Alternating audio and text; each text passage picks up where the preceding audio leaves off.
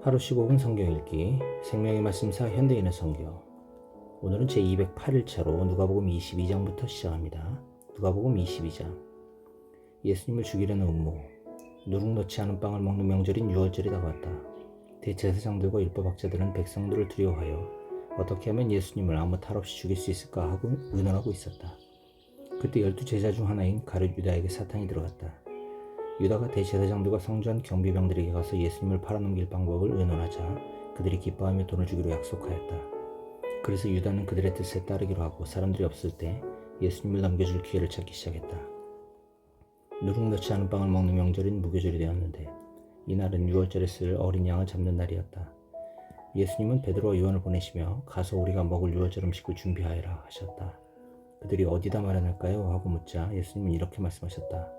성 안에 들어가면 물통을 가지고 가는 사람을 만날 것이다. 그가 들어가는 집으로 따라 들어가거라.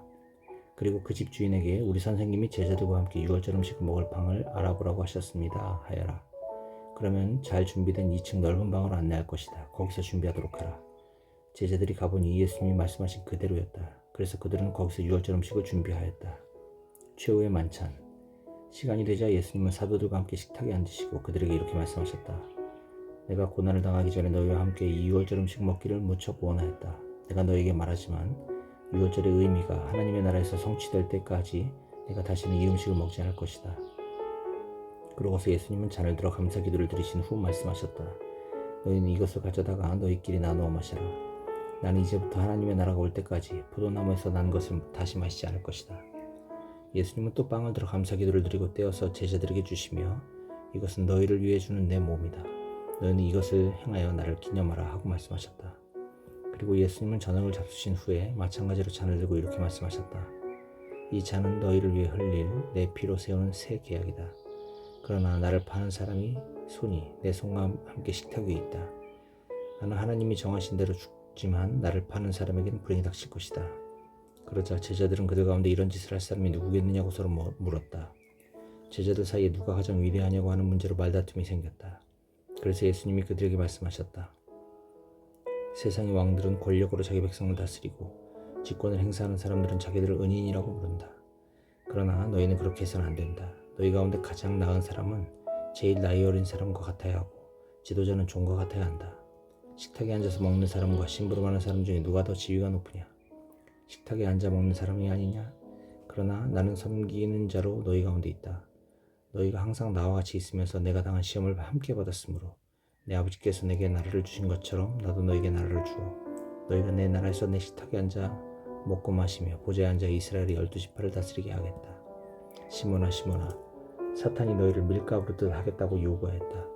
그러나 내 믿음이 완전히 사라지지 않도록 내가 너를 위해 기도하였다. 너는 뉘우치고 돌아온 후에 내 형제들을 굳세게 하여라.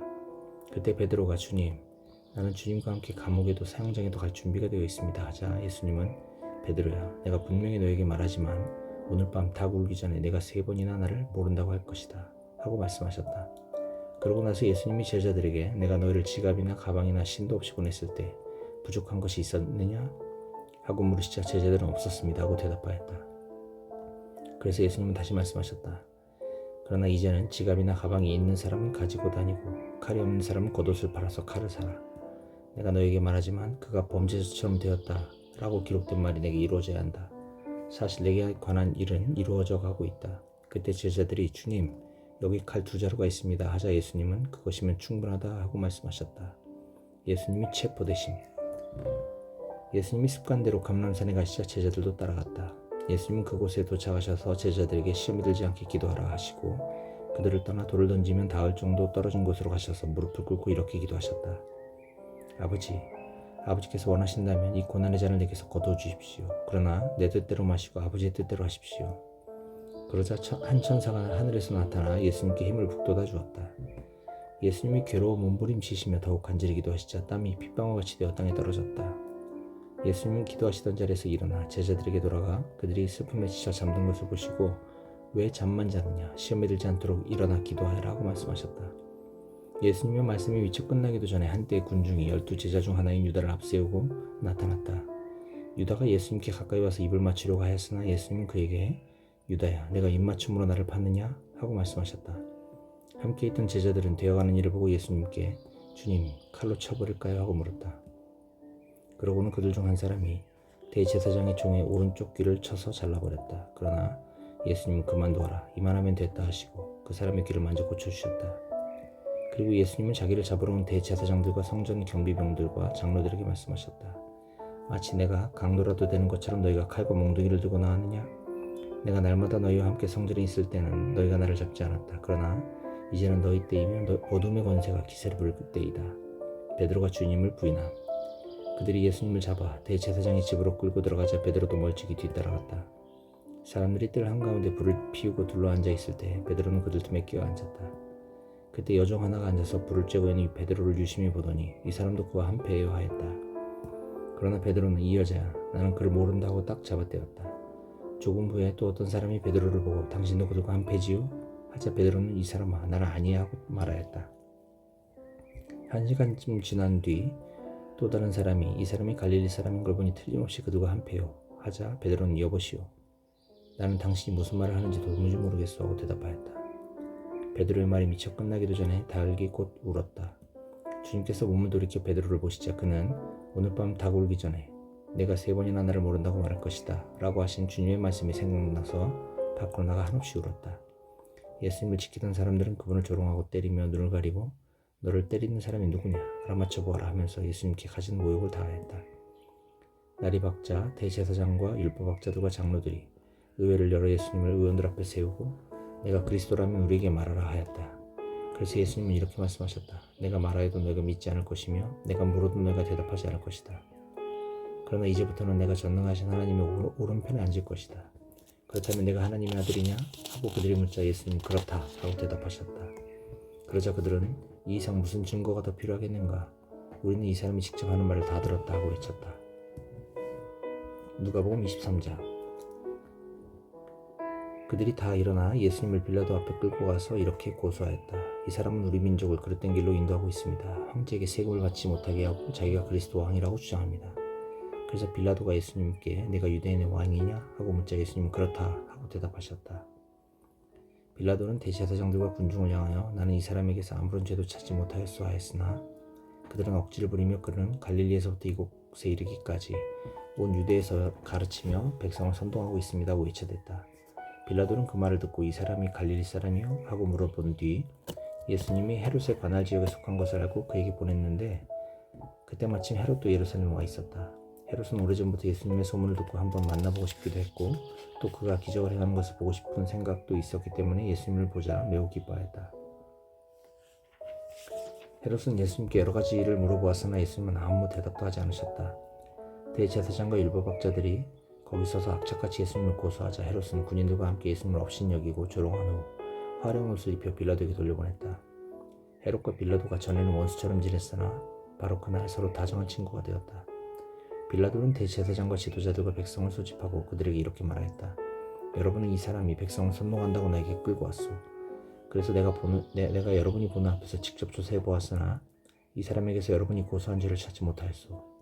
헤롯도 이 사람에게서 죄를 찾지 못하고 우리에게 되돌려 보냈는데 사실 이 사람은 죽을 짓을 한 일이 없소. 그러므로 매질하여 놓아주겠소. 그러자 군중들은 일제히 큰 소리로 그 사람은 죽이고 우리에게 바라바를 석방해 주시오 하고 외쳤다. 바라바는 성 안에서 폭동을 일으키고 살인한 죄로 갇혀있는 죄수였다.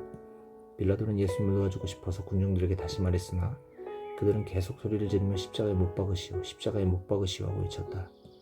그러자 빌라도가 그들에게 3번째 말하였다. 이유가 무엇이오? 이 사람이 무슨 죄를 지었소? 나는 이 사람에게서 죽일 만한 죄를 찾지 못했으므로 매질이나 해서 놓아주겠소.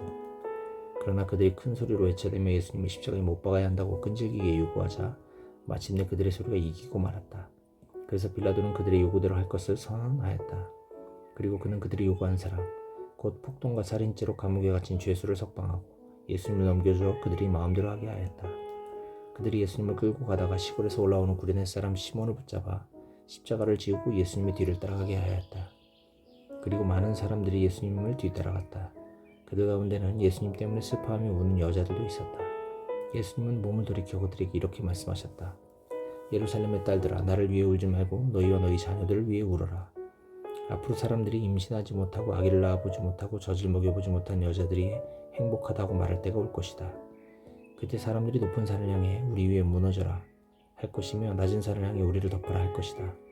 푸른 나무와 같은 나도 이런 일을 당하는데 마른 나무와 같은 너희 유대인들이야 무슨 일들 당하지 않겠느냐. 처형. 다른 두 죄수도 사형을 받기 위해 예수님과 함께 끌려갔다. 그들이 해골이라는 곳에 이르렀을 때 군인들은 예수님을 십자가에 못 박고 두 죄수도 못 박았는데 하나는 예수님의 오른편에 하나는 왼편에 매달았다. 그때 예수님은 아버지 저 사람들을 용서해 주십시오. 저들은 자기들이 하는 일을 모르고 있습니다 하고 말씀하셨다. 그들이 예수님의 옷을 제비 뽑자 백성들은 서서 구경하고 유대인 지도자들도 예수님을 비웃으며 그가 남을 구원하였으니 만일 하나님이 택하신 그리스도라면 자기도 구원하게 하라 하였다. 그리고 군인들도 다가와서 예수님을 조롱하고 신 포도주를 주면서 네가 유대인의 왕이라면 네 자신이나 구원하여라 하였다. 예수님의 머리 위에는 이 사람은 유대인의 왕이다 라고 쓴 죄패가 붙어 있었다. 함께 십자가에 달린 죄수 중 한 사람은 당신이 그리스도가 아니요 당신 자신과 우리를 구원하시오 하며 예수님을 모욕하였으나 다른 죄수는 그를 꾸짖으며 너는 똑같이 사형 선고를 받고도 하나님을 두려워하지 않느냐? 우리는 죄를 지었기 때문에 이런 벌을 받아도 싸지만 이분은 잘못한 것이 아무것도 없다 하였다. 그러고서 그가 예수님 당신의 나라에 들어가실 때 저를 기억해 주십시오 하자 예수님은 그에게 내가 분명히 말하지만 오늘 네가 나와 함께 낙원에 있게 될 것이다 하고 말씀하셨다. 낮 12시쯤 되어 온 땅에 어두움이 뒤덮이더니 오후 3시까지 계속되었다. 해가 빛을 잃었고 성전 휘장이 두 쪽으로 찢어졌다. 그리고 예수님은 큰 소리로 아버지 내 영을 아버지 손에 맡깁니다 하시고 숨을 거두셨다. 이 광경을 지켜보고 있던 장교는 하나님을 찬양하며 이 사람은 정말 의로운 분이었구나 하였고 구경하러 모인 사람들도 일어난 일을 보고 모두 가슴을 치며 돌아갔다. 또 예수님을 아는 사람들과 갈릴리에서 예수님을 따라온 여자들도 멀리서 이 일을 지켜보았다. 의원 가운데 착하고 의로운 요셉이라는 사람이 있었다. 그는 의의 결정과 행동에 따르지 않았다. 그는 유대인의 도시 아리마대 출신이었으며 하나님의 나라를 기다리는 사람이었다. 그가 빌라도에게 찾아가서 예수님의 시체를 요구하고 그 시체를 내렸고 온 모시천으로 싸서 바위를 쪼아내어 만든 새 무덤에 모셨다. 그날은 안식일을 준비하는 금요일인데 안식일이 곧 시작되려는 참이었다. 갈릴리에서 예수님을 따라온 여자들은 거기까지 와서 무덤과 예수님의 시체를 어떻게 모셔두었는가를 봐두고 집으로 돌아가 향품과 향유를 준비하였다. 그리고 그들은 계명에 따라 안식일에 쉬었다. 누가복음 24장. 안식일 다음날 이른 새벽에 여자들이 준비해두었던 향료를 가지고 무덤에 가보니 무덤을 막았던 돌은 이미 굴려져 있었다. 그들이 무덤 안에 들어가 보았으나 주 예수님의 시체는 보이지 않았다. 어떻게 된 일인지 몰라 당황하고 있는데 갑자기 빛나는 옷을 입은 두 사람이 나타나 그들 곁에 섰다. 여자들이 무서워서 얼굴에 땅을 대자 그 사람들이 이렇게 말했다. 왜 살아계시는 분을 죽은 사람 가운데서 찾느냐? 그분은 여기 계시지 않고 살아나셨다. 전에 갈릴리에 계실 때 너에게 하신 말씀을 기억해 보아라. 나는 죄인들의 손에 넘어가 십자가에 못 박히고 3일 만에 다시 살아나야 한다고 하시지 않았느냐. 그제서야 그들은 예수님의 말씀이 생각나서 무덤에서 돌아가 이 모든 일을 11제자와 그 밖에 여러 사람들에게 알렸는데 그 여자들은 막달라 마리아와 요한나와 야고보의 어머니 마리아였다. 그리고 함께 있던 다른 여자들도 이 일을 사도들에게 알렸으나 그들은 이 말이 허튼 소리 같아서 믿지 않았다. 그러나 베드로는 일어나 무덤으로 달려갔다. 허리를 굽혀 안을 들여다보니 모시천만 놓여 있어서 그는 이상하게 생각하며 집으로 돌아갔다. 바로 그날 두 제자가 예루살렘에서 11km쯤 떨어진 엠마오라는 마을로 내려가면서 최근에 일어난 모든 일에 대해 서로 이야기하고 있었다.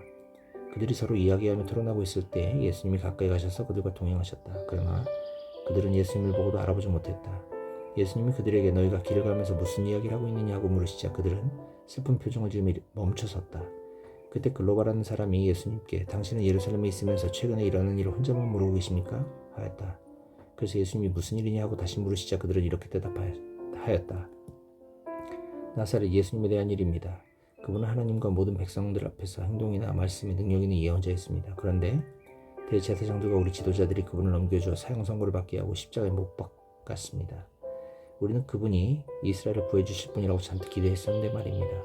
어디 이뿐이겠습니까? 이런 일이 일어난 지 사흘이나 되었는데 우리 가운데 어떤 여자들이 우리를 깜짝 놀라게 했습니다. 그들은 새벽에 무덤에 갔다가 예수님의 시체는 보지 못하고 돌아와서 천사가 나타나 그분이 살아나셨다고 말하더라는 이야기를 해주었습니다.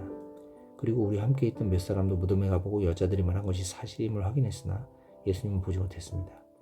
그래서 예수님은 그들에게 너희는 정말 미련하고 예언자들이 말한 모든 것을 더디 믿는구나. 그리스도가 이런 고난을 받고 자기 영광에 들어가야 하지 않느냐 하시고 모세와 모든 예언자들로부터 시작하여 자기에 관해서 모든 성경에 기록된 것을 그들에게 자세히 설명해 주셨다. 그들이 가려고 하는 마을에 가까이 갔을 때 예수님이 더 가시려고 하시자 그들이 강력하게 권하며 저녁 때가 되어 날이 저물었습니다. 우리 함께 묵었다 가십시오 하였다. 그래서 예수님은 그들과 함께 묵으려고 따라 들어갔다. 예수님이 그들과 함께 식탁에 앉아 빵을 들고 감사기도를 드리신 후에 떼어서 그들에게 주시자 그들의 눈이 열려 예수님을 알아보았다. 그러자 예수님은 순식간에 사라져 보이지 않으셨다. 그들은 길에서 그분이 우리에게 말씀하시고 성경 말씀을 설명해 주실 때 우리 마음이 속에서 뜨겁지 않더냐 하고 서로 말하였다. 그러고서 그들이 즉시 일어나 예루살렘으로 돌아가 보니 11 제자가 다른 사람들과 함께 모여서 주님이 정말 살아나 시몬에게 나타나셨다는 이야기를 하고 있었다. 그래서 두 제자도 길에 있었던 일과 예수님이 빵을 떼어주실 때 그분을 알아보게 되었던 일을 이야기해 주었다. 그들이 이야기를 하고 있을 때 예수님이 직접 그들 가운데 나타나셔서 다들 잘 있었느냐고 말씀하셨다. 그들은 깜짝 놀라며 유령을 보는 것으로 생각하였다. 그때 예수님이 그들에게 이렇게 말씀하셨다. 왜 그렇게 놀라며 의심하느냐? 내 손과 발을 보아라. 나다. 자, 만져보아라. 유령은 살과 뼈가 없으나 보다시피 나는 살과 뼈가 있다. 예수님이 이 말씀을 하시고 손과 발을 보이셨으나 그들은 너무 기뻐서 오히려 믿지 못하고 이상하게 생각하였다. 그래서 예수님이 여기 먹을 것이 좀 있느냐고 물으시자 그들이 구운 생선 한 토막을 갖다 드렸다. 예수님은 그 생선을 받아 그들이 보는 데서 잡수셨다. 그러고서 예수님은 그들에게 내가 너희와 함께 있을 때 모세의 율법책과 예언서와 시편에 나에 대하여 기록된 모든 것이 이루어져야 한다고 너에게 말한 것이 바로 이것이다 하시고 그들의 마음을 열어 성경을 깨닫게 하시고 이렇게 말씀하셨다. 성경에는 그리스도가 고난을 받고 죽었다가 3일 만에 다시 살아날 것과 또 회개하면 용서받는다는 이 기쁜 소식이 예루살렘에서 시작하여 모든 민족에게 그리스도의 이름으로 전파될 것이 기록되어 있다. 너희는 이 일에 대한 증인이다. 내 아버지께서 약속하신 성령을 내가 너에게 보내겠다. 그러나 너희는 위에서 오는 능력을 받을 때까지 예루살렘에 머물러 있거라. 예수님은 그들을 데리고 베다니 근처로 가서 손을 들어 그들을 축복해 주셨다. 예수님이 그들을 축복하시면서 그들을 떠나 하늘로 올리고 가시자 그들은 예수님께 경배하고 벅찬 기쁨으로 예루살렘에 돌아와 계속 성전에 머물러 있으면서 하나님을 찬양하였다.